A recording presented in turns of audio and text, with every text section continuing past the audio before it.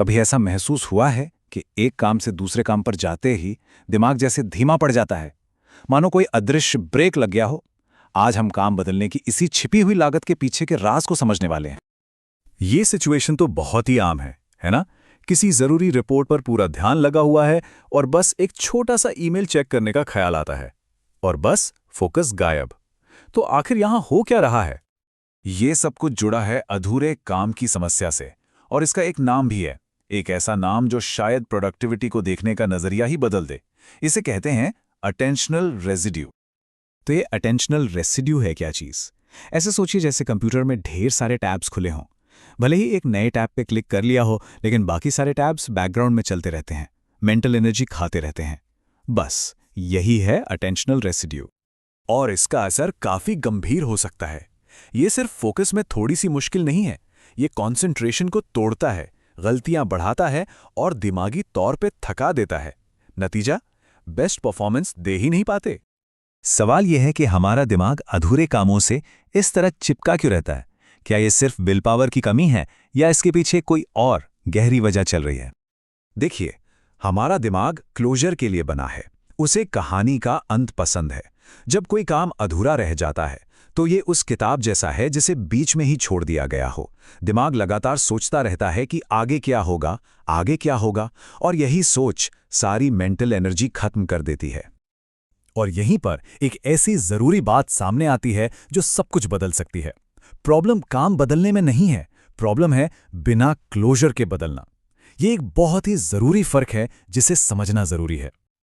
अक्सर हम सब खुद से कहते हैं, अरे बाद में याद रहेगा, लेकिन सच तो ये है कि ये एक झूठ है जो हम खुद से बोलते हैं। याददाश्त पर भरोसा करने से सिर्फ चिंता और दिमागी उलझन बढ़ती है। वहीं अगला कदम लिख लेने से दिमाग को आराम करने और आगे बढ़ने का सिग्नल मिल जाता है। तो इस दिमागी उलझन से लड़ें कैसे? जवाब एक आसान लेकिन बहुत शक्तिशाली तकनीक में छिपा है, जिसे कहते हैं क्लियर स्टॉपिंग पॉइंट। सोचिए, क्लियर स्टॉपिंग पॉइंट एक किताब में बुकमार्क की तरह है। यह एक सोचा समझा पॉज है जहां काम का एक हिस्सा पूरा होता है और अगला स्टेप क्या होगा यह लिख लिया जाता है। यह दिमाग को उस काम से पूरी तरह हटने की इजाजत देता है। तो इसको असलियत में किया कैसे जाए? ये एक सीधी साधी 3 कदमों वाली प्रक्रिया है जिसे आज से ही प्रोडक्टिविटी को बदलने के लिए इस्तेमाल करना शुरू किया जा सकता है। सबसे पहला, एक लॉजिकल ब्रेक पॉइंट खोजना है, मतलब किसी वाक्य के बीच में नहीं रुकना। दूसरा, अगला साफ एक्शन लिखना है। और तीसरा, जानबूझकर काम बंद करना है, ये भरोसा रखते हुए कि लिखा हुआ नोट बाद में रास्ता दिखा देगा। तो ये क्लियर नेक्स्ट एक्शन आखिर दिखता कैसा है? चलिए कुछ उदाहरण देखते हैं। मान लीजिए कोई रिपोर्ट लिख रहा है, तो ये इतना आसान हो सकता है, इंट्रोडक्शन पैराग्राफ का ड्राफ्ट तैयार करें। अगर कोई डेवलपर है तो उनके लिए ये हो सकता है, लॉगिन वैलिडेशन लॉजिक को रीफैक्टर करें। या अगर रिसर्च का काम है तो मुख्य आंकड़ों के लिए सेक्शन 2 के नोट्स की समीक्षा करें। जब इस आसान सी आदत को अपनाया जाता है तो सिर्फ काम मैनेज नहीं हो रहे होते, बदलावों को यानी ट्रांजिशंस को मैनेज किया जा रहा होता है। और असली जादू यही होता है।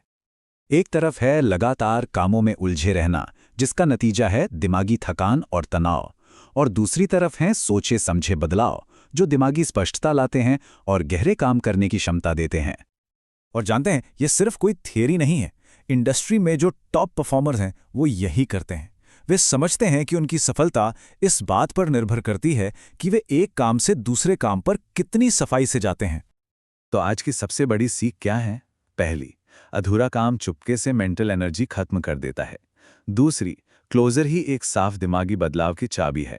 और तीसरी, अगला कदम लिखने से दिमाग आज़ाद हो जाता है। तो मैं इस एक सवाल के साथ इस चर्चा को यहीं रोकता हूं।